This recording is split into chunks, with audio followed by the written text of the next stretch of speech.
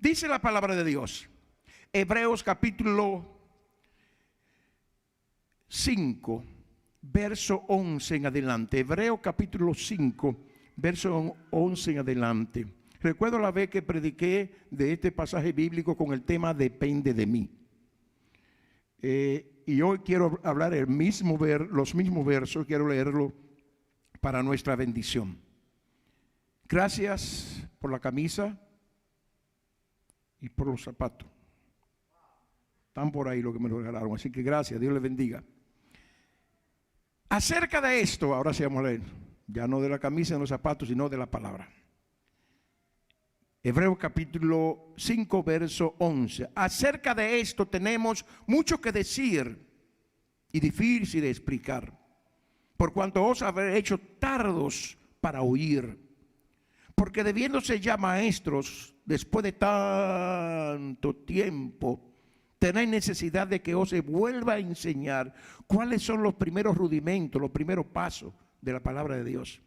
Y habéis llegado a ser tales que tenéis necesidad de leche como Abraham y no de alimento sólido. No, ya Abraham come plátano muchísimo. Wow. Y todo aquel que participa de la leche es inexperto en la palabra de justicia, porque es niño. Pero el alimento sólido es para los que han alcanzado madurez, para los que por el uso tienen los sentidos ejercitados en el discernimiento del bien y del mal. Gracias, Dios, por tu palabra. Bendícenos con ella. Úsame como instrumento para hablar a mi vida y hablar a través de mi vida. Señor, que tu palabra salve, sane, que el Espíritu Santo toque y que nuestro espíritu salga de este lugar rejuvenecido, dispuesto a obedecerte siempre en el nombre de Jesús. Palabra, práctica y restauración. Tema de hoy. Palabra. Terminamos el año de la palabra. Práctica, la palabra, y restauración. Es posible que estos versos que he leído no vayan a ser tan mencionados durante el mensaje y con este tema. Primero quiero decir que la palabra nos lleva a la práctica y la práctica nos lleva a la restauración. Y la restauración nos lleva a la bendición. Eso es algo que no falla. Algo que no falla. Y esos 4 pasos yo se los quiero dar al final del mensaje. Voy a tratar. Dice aquí la Biblia acerca de esto. Es decir, que estos versos del 11 en adelante es una referencia a lo del 10 hacia atrás. A lo del verso 10 hacia atrás del capítulo 5 y parte del capítulo 4. Esos capítulos. Esta expresión acerca de esto se está refiriendo a todo lo que viene comentando el Espíritu Santo a través del escritor de los Hebreos en estos capítulos, en estos textos, en estos versos. Y mi pregunta es, ¿qué quiere decir acerca de esto, acerca de lo que estamos hablando? ¿De qué es que está hablando el Espíritu Santo a través del escritor de los Hebreos? En estos versos dice, en los versos anteriores, en el contexto del gran sumo sacerdote. Dice que todos sacerdotes según la carne están sujetos a debilidades. Y que están sujetos a debilidades. El sacerdote es el que intercede entre Dios y el hombre. Era lo que había en el Antiguo Testamento, aunque hoy la Biblia dice que todos somos reyes y sacerdotes. Dice que estos sumos sacerdotes eran puestos para que tuvieran paciencia con los débiles y los descarriados. tenían ellos debilidades, tenían que ofrecer un sacrificio primero por su propio pecado y después por el pecado de los demás, para que tuvieran paciencia con los débiles y con los descarriados. Porque hay gente, y han habido siempre, y lo habrán, que nos debilitamos. Y hay otros que nos descarriamos. Y el que intercede, el cristiano, el líder, dice la Biblia que es una persona con debilidades, pero Dios lo tomó y le enseña que tiene que tener paciencia. Porque así como tuve un debilitado hoy, tuve un descarriado hoy, mañana es posible que yo sea ese debilitado y descarriado. Y Dios dice: hoy ten paciencia con ello, porque nuestra lucha no es contra carne ni sangre, sino contra principados. Pero no voy a envolverme mucho o hablar mucho de estos débiles y descarriados, sino del gran sumo sacerdote. Porque no tenemos, dicen ahí esos versos, capítulo 5, un sumo sacerdote que no pueda compadecerse de nuestras necesidades, sino uno que traspasó los cielos, a Jesús, el Hijo de Dios, el que está a la diestra de Dios y puede ayudarnos como nos ha ayudado en este 2020, en este año de pandemia. Él nos ha ayudado porque Él traspasó los cielos. Traspasó la parte donde no hay contaminación, donde no hay pecado, donde no hay barrera, donde no hay limitaciones. Y aquel que fue hombre desde la posición donde no hay pecado, ni barrera, ni limitaciones, nos dice: no temas, yo te ayudo. Tú estás donde hay pecado, yo estuve allí. Tú estás donde hay limitaciones, yo estuve allí. Tú estás donde hay debilidades, yo estuve allí. Y desde este lugar estoy para ayudarte. Pero acerca de esto tenemos mucho que decir y difícil de explicar, dice el Espíritu Santo. Y no es que no se pueda decir. El problema es que aunque lo expliquemos, no lo van a entender, porque se han vuelto niños. No lo van a entender porque primero tiene la palabra explicada, la palabra hablada, porque hay mucho entendimiento, conocimiento de la palabra hablada, de la palabra escrita, de la palabra en sus diferentes formas de interpretaciones que existen, que son extraordinarias. Pero el problema está no en las explicaciones, no en la exégesis, no en los comentarios que aparecen de la palabra de Dios, no en las reglas de la interpretación, de la hermenéutica de la Biblia. El problema está en la práctica.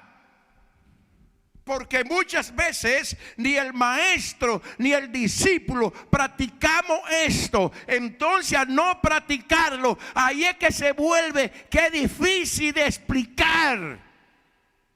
Porque la palabra no es para saberla, es para practicarla. Si la sé y no la practico, se convierte en pecado. Y acerca de esto que tenemos mucho que explicar. ¿Qué es esto? El sumo sacerdote Jesús, el desconocido.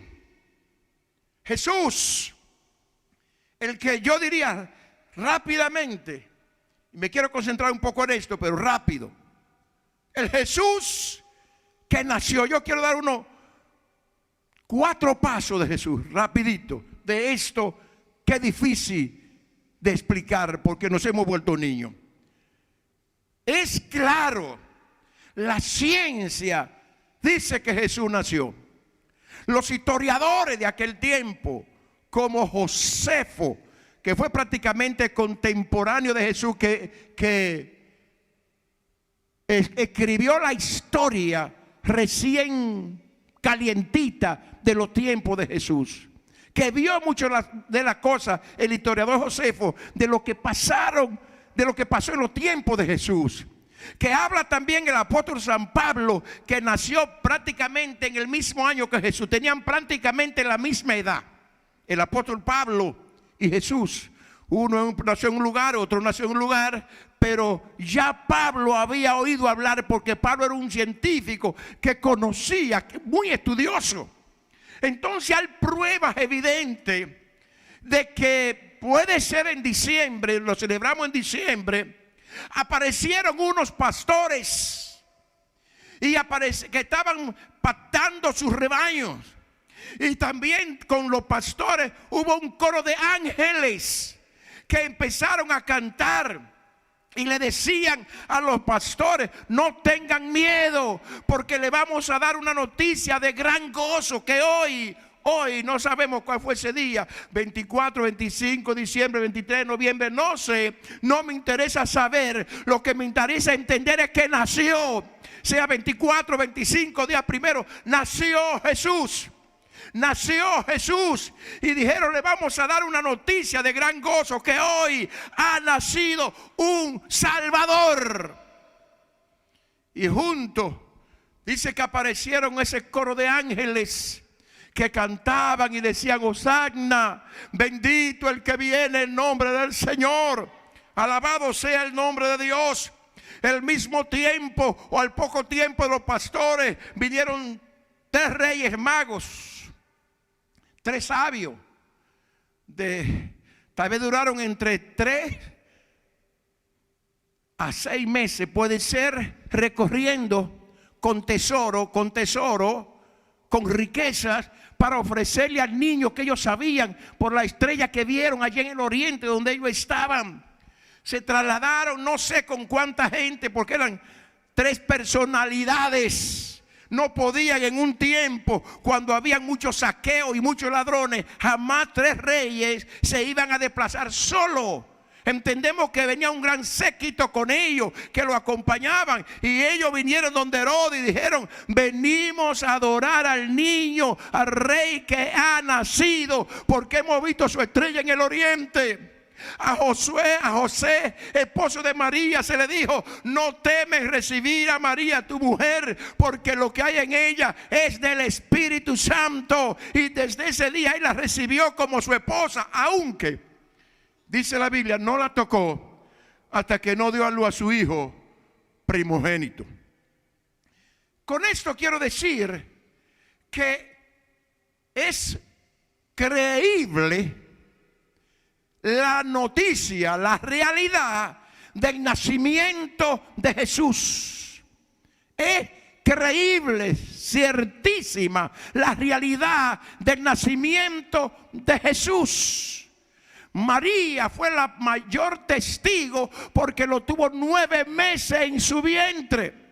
A los 9 meses nació Jesús. Y dice aquí: es difícil explicar esto del gran sumo sacerdote que traspasó los cielos. Primera etapa de Jesús aquí en la tierra, su nacimiento glorioso. Su nacimiento prácticamente sobrenatural por causa del engendro. A veces nos olvidamos nosotros de ese nacimiento.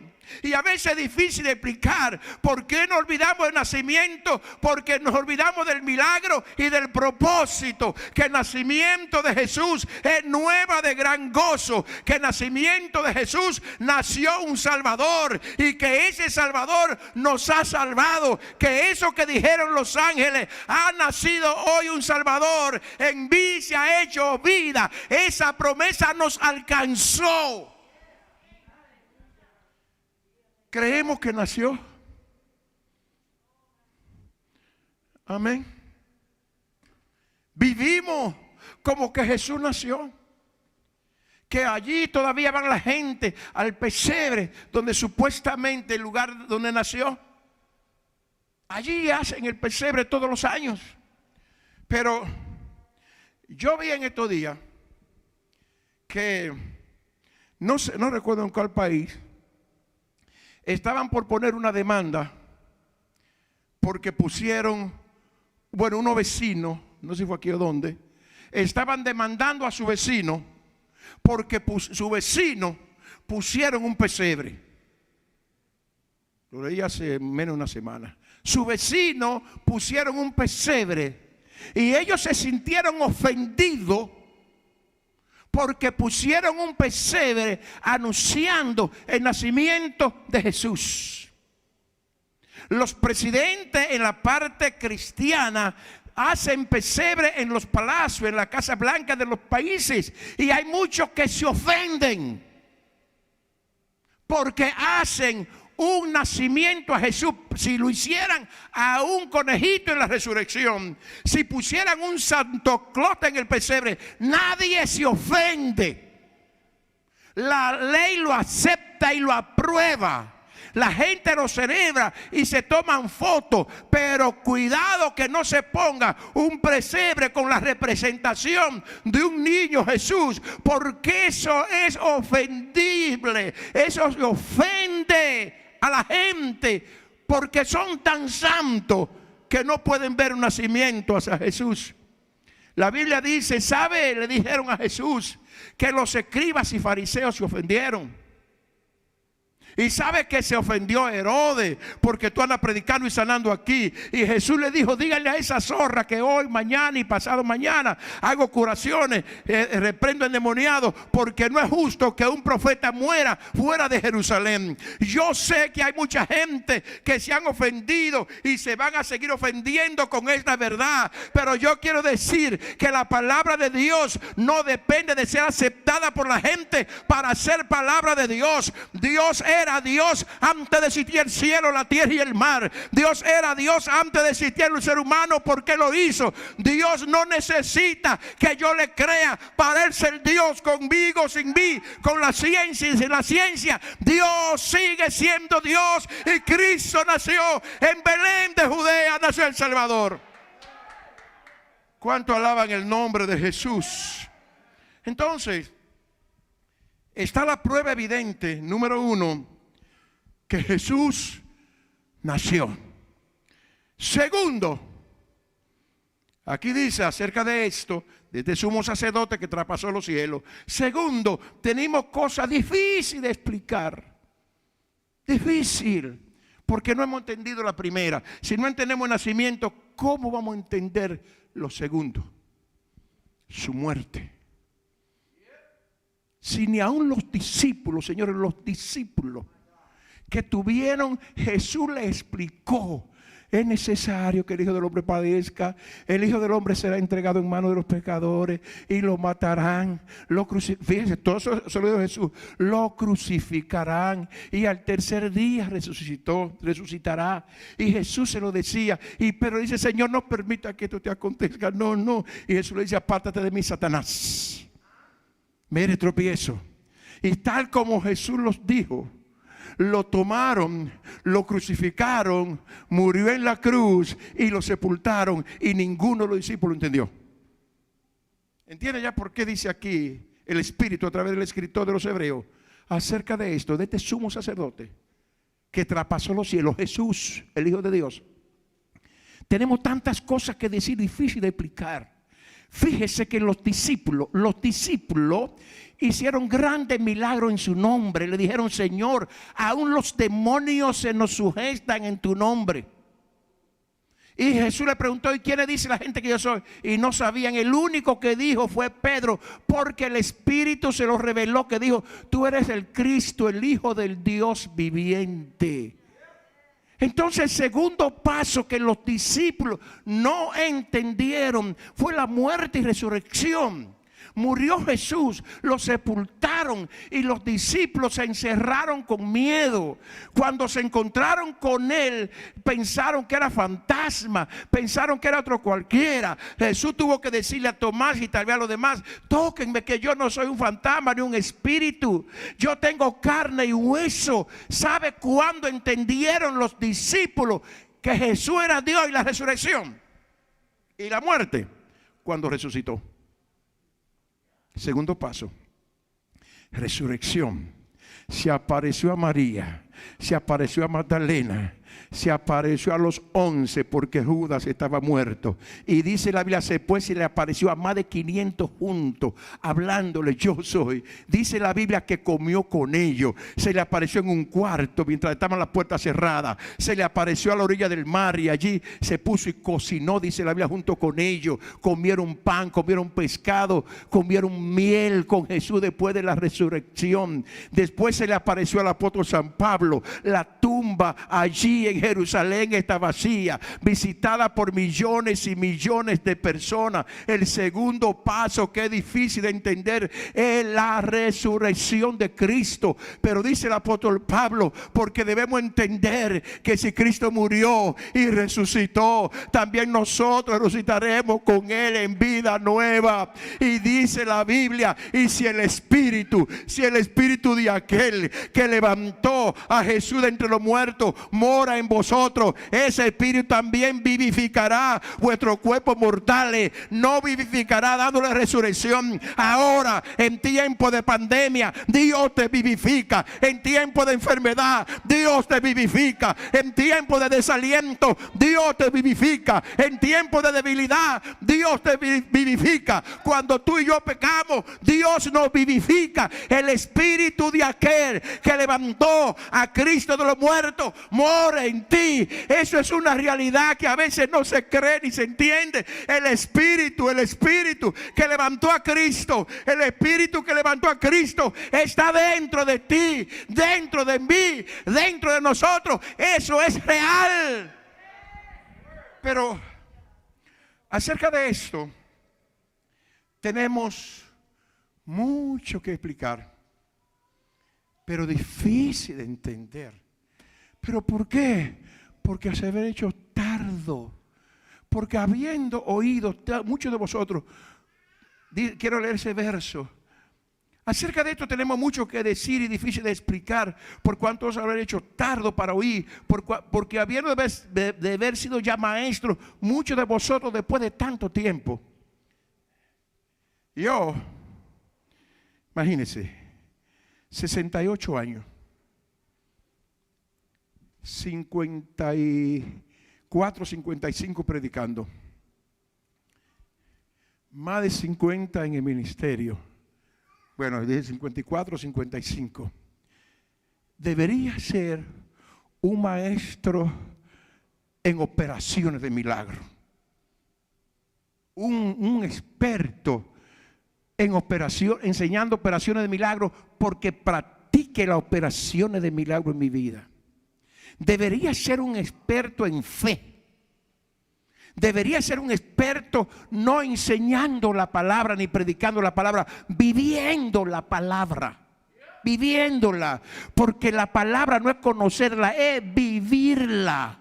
Por eso dice aquí, en cuanto a esto, es difícil de explicar porque se ha vuelto tardo, porque después de tanto tiempo, cabezón Tineo, después de tanto tiempo debería ser ya maestro y tengo que volverte a enseñar como un niño. Debería comer alimentos sólidos y tengo que ponerte chupete como Abraham ahí, chupando el chupete con la leche en vez de comer alimentos sólidos. ¿Por qué? Porque el alimento sólido no es para pastores. Eso no es para líderes, eso no es para miembros, eso no es para apóstoles, eso no es para profetas, eso no es para evangelistas. Dice ahí, esto es para los que han alcanzado madurez.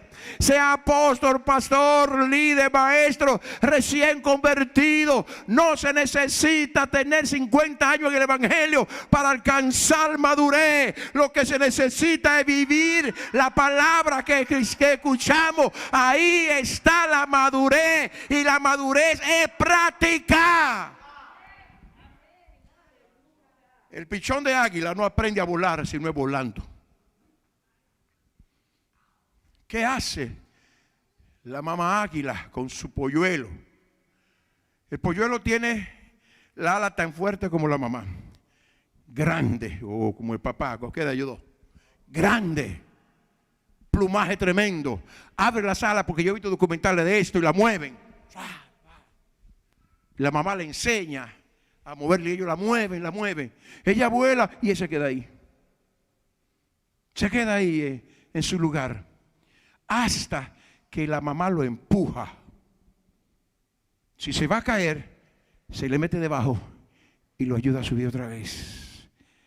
No basta, pichón de águila, con tener ala. No basta con tener un buen plumaje y fuerte. No basta con que mamá águila vuele. No basta como que te estén enseñando. Tiene que lanzarte al precipicio. Tiene que confiar que esas alas que tiene y que tú veas a mamá águila volando, a papá águila volando, es para que tú vueles. Por eso dice aquí, el alimento sólido es para los que han alcanzado madurez, para los que por el uso de la palabra, la práctica de la palabra. ¿Cuánto hablamos nosotros de redes? ¿Tenemos redes? ¿Cuánto hablamos de predicar? ¿Predicamos? Parecemos puros mudos frente a personas que se están perdiendo. Parecemos puros incrédulos frente a invitar a una gente para que venga a la iglesia. Entonces por esto es difícil lo que Dios quiere hacer con nosotros. Dios va demasiado forzado. Dios está demasiado sudando con nosotros porque es difícil que entendamos. Porque no queremos hacer lo que ya sabemos que tiene que hacer. Las cosas que funcionan, usted y yo las sabemos, pero no nos sirven. Son ineficaces esas cosas eficaces. Repito, son ineficaces esas cosas eficaces. Son inservibles esas cosas que sirven porque no la practicamos. Dios nos ha dado oportunidad en este tiempo de la palabra, de meternos a la palabra, no para aprendernos 52 versos, es para practicarlo, para volvernos expertos, para que dejemos de ser niños y digamos: ya Dios, perdóname. No me enseñes mucho, Señor. Enséñame poco, pero que yo lo practique. ¿Cuánto adoran el nombre del Señor? Entonces, es difícil, dice el escritor. Es difícil esto. Yo quisiera explicar, pero ¿cómo? Si son niños. ¿Cómo lo hago? Si le doy un hueso se ahogan. Pero wow. Nosotros podríamos comernos la vaca cruda, con todo hueso y pellejo y todo, con lo que conocemos de Dios. Entonces, acerca de este sumo sacerdote, dice aquí Hebreo, hay muchas cosas que explicar y no se puede decir, no por nuestra culpa, sino por lo que oyen, dice el apóstol, por ustedes, los pastores, los líderes, los miembros, que no ponen en práctica lo que están oyendo. Entonces hablé del segundo punto de ese sumo sacerdote. Primero, nació. Segundo, murió. Tercero, resucitó. Hay prueba evidente de que nació. Hay prueba evidente de que murió. Hay prueba evidente, su tumba está vacía, de que resucitó. Cuarto,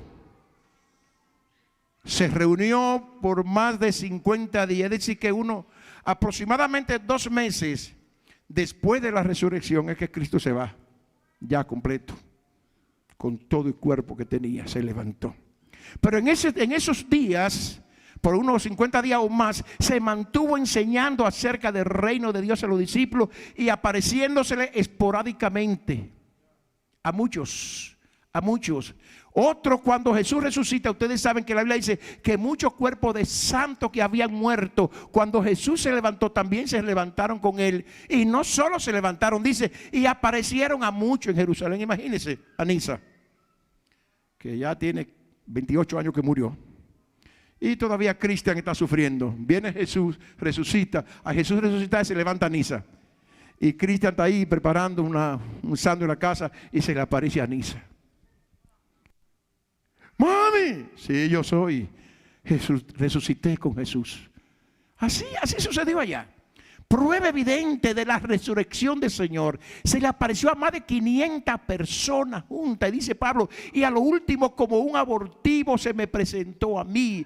Pero el cuarto punto que quiero finalizar con él es el que dice ahí, que estando ellos juntos, él enseñándole así tal vez en un lugar preparado, en un lugar tal vez un poco alto para que todos lo vieran, enseñándole el reino de Dios, y que era necesario que él se fuera, pero que iba a volver. Como él dijo, yo me voy, pero volveré a vosotros. Dice la Biblia, estando ellos hablando con él, de repente, cuarto punto, de este sumo sacerdote que traspasó los cielos, que abre en hebreo, de repente viene una nube y se mete debajo de su pie. Y él empieza, esta es la nube, este es Jesús. La nube se mete debajo de él y empieza a levantarlo. Poco a poco, así levantándolo. Y Dios, los discípulos viéndolo. Señor, esto fue muy grande. Pero un día esto pasará otra vez. Si la gente lo cree, pasará. Si la gente no lo cree, pasará. Un día de esto pasará otra vez, pero no con Jesús. Un día de esto se me meterá una nube por debajo de mis pies y por debajo de su pie, y empezará a levantarnos. Y allá arriba estará Jesús, estará el esposo esperando a su esposa, diciendo, ven, y nosotros subiendo de esta tierra. Va a pasar cualquier noche de esta, cualquier día de esta, en el momento menos esperado va a pasar. La Biblia lo dice. Cristo nació, Cristo murió, Cristo resucitó, Cristo ascendió al cielo y dijo, voy a volver, y ahí lo especifica la palabra de Dios. Tenemos mucho que decir, difícil de explicar, porque si no creemos, si no entendemos bien la razón del nacimiento, ¿cómo vamos a entender la razón de su muerte? Y si no entendemos la razón de su muerte, que fue para salvarnos y sanarnos, ¿cómo vamos a entender su resurrección? Y si no entendemos su resurrección, ¿cómo vamos a entender que Él se fue? Y si no entendemos que se fue, ¿cómo vamos a entender que vendrá otra vez? Iglesia, Dios nos ama. Vamos a entender y a practicar la palabra, como dice el tema. Palabra, práctica y restauración o nuevo nacimiento. La Biblia dice, cuando él era levantado, vinieron unos varones, ángeles, con vestidura blanca, y le dijeron a los que estaban allí, varones galileos, ¿por qué están mirando al cielo? Ese Jesús que ha sido, oiga esto, tomado de entre vosotros al cielo, que ha sido arrancado de en medio de nosotros para llevarlo al cielo, asimismo, en esa misma nube, asimismo, en esa u otra, pero asimismo, volverá a venir, descenderá del cielo, así como se fue, va a volver. Varones, no estén mirando al cielo, miren aquí abajo, porque aquí abajo que está la cosa de ustedes, tienen que resolver. Él va a volver, preocúpense de que se fue, porque va a volver. Ahora su trabajo es ayudar a otro para que crean lo que ustedes creen. Su trabajo es ayudar a otro para que sea redimido y sacado de la tiniebla a su luz admirable. Entonces, ¿qué vamos a hacer con nuestros 4 puntos? Nacimiento, muerte, resurrección y ascensión al cielo. Y por supuesto, la confirmación de que vendrá otra vez. Quiero dejar esto con ustedes. En esto difícil de explicar, por cuanto nos hemos vuelto niños. Dice, punto número 1 que quiero dejarle. Grábeselo, anótelo o haga algo con ello. 4 pasos. Número 1, continuar en la palabra. Palabra continua. Aquí tenemos versos que le hemos dado. Si usted toma estos 52 versos y en el año pasado lo dimos, muchos saben algunos de memoria, Y si usted puede tomar uno a la semana, palabra, continuar en la palabra. Son 4 puntos que el Señor trajo a mi corazón y yo se lo dejo a ustedes y a mí. Y a mí. Continúe en la palabra y por supuesto en la oración. Hay buenos predicadores, pero huérfanos de oración.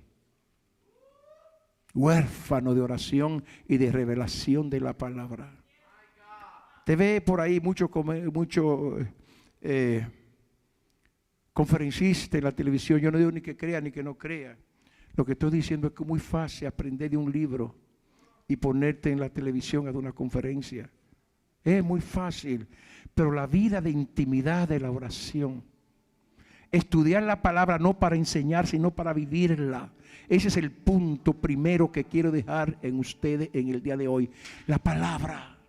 Comámonos la palabra, vivamos la palabra, practiquemos la palabra como punto número 1. Punto número 2, práctica continua.